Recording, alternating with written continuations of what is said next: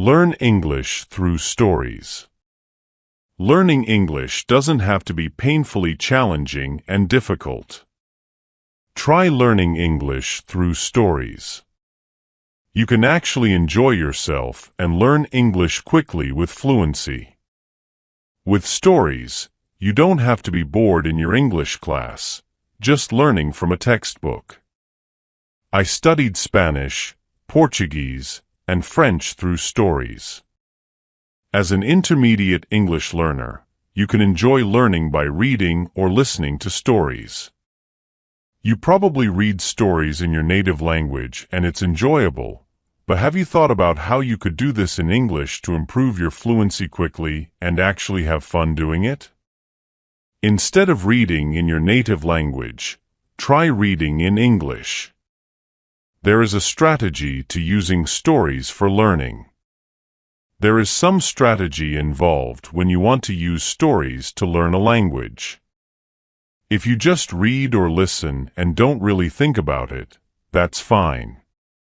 It will still help you, but Teacher Ryan is going to show you some special strategies that will help you hack your way to fluency much faster. You'll benefit from reading and listening to stories, learning new vocabulary and phrases, and improving your English fluency at the same time. Stick around to the end and take a quick quiz to test your listening comprehension abilities. Hi everyone. I'm Ryan. Today, I'm sharing 2 stories from my trip around the world. You're going to learn new phrases and vocabulary. Both stories are about me, and they are true. I hope you enjoy them. Let's get started with the first story. Ryan's first story, a disaster at the border. At the beginning of 2018, I was in Ukraine, which is a wonderful country. I love it there. I always feel happy, and the people are really friendly. I totally recommend visiting Ukraine. However, I needed to take a bus from the western part of Ukraine to Poland. Then fly to Sweden, then fly to the USA, and subsequently fly to China, where I would teach science vocabulary. Tip: subsequently refers to the next thing in an order: bus, then plane, and subsequently another plane in this case. Back to the story. Normally, the bus ride takes 8 hours. I thought I would allocate 24 hours. So now I have 24 hours to do an 8-hour trip. I'm safe, no problems, right? Wrong. It was a disaster. We left the city at 1 p.m., and it took 90 minutes to get to the border.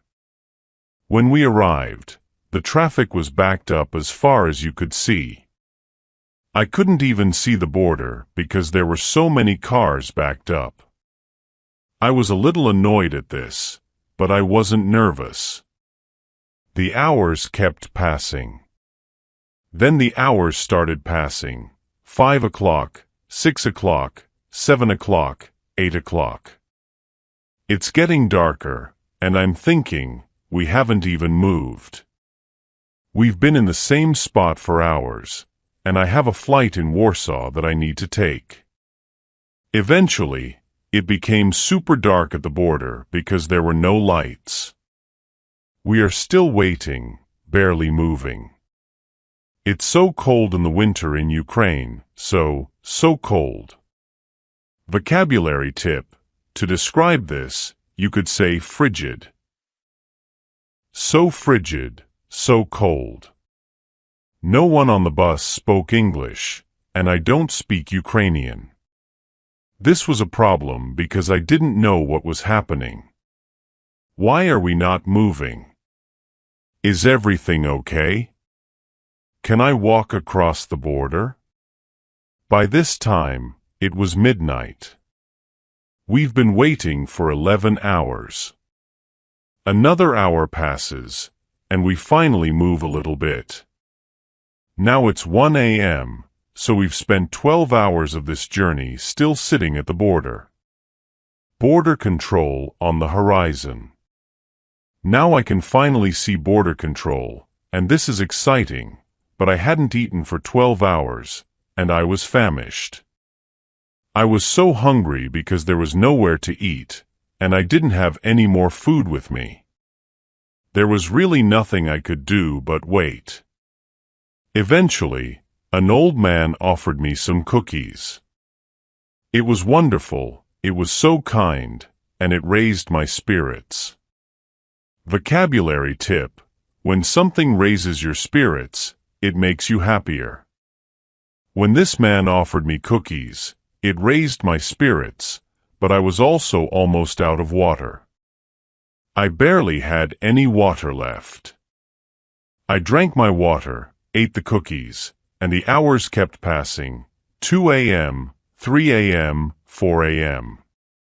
And I realized that I would miss my flight. I wouldn't go to Stockholm, which meant I wouldn't go to the US, which means I wouldn't be able to go to China.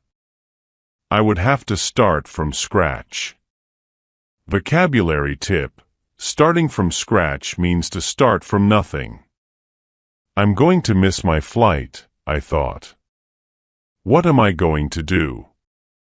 There was no Wi-Fi, so I had to use someone else's hotspot.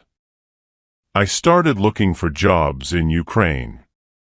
Where can I live? How can I get a job? What can I do?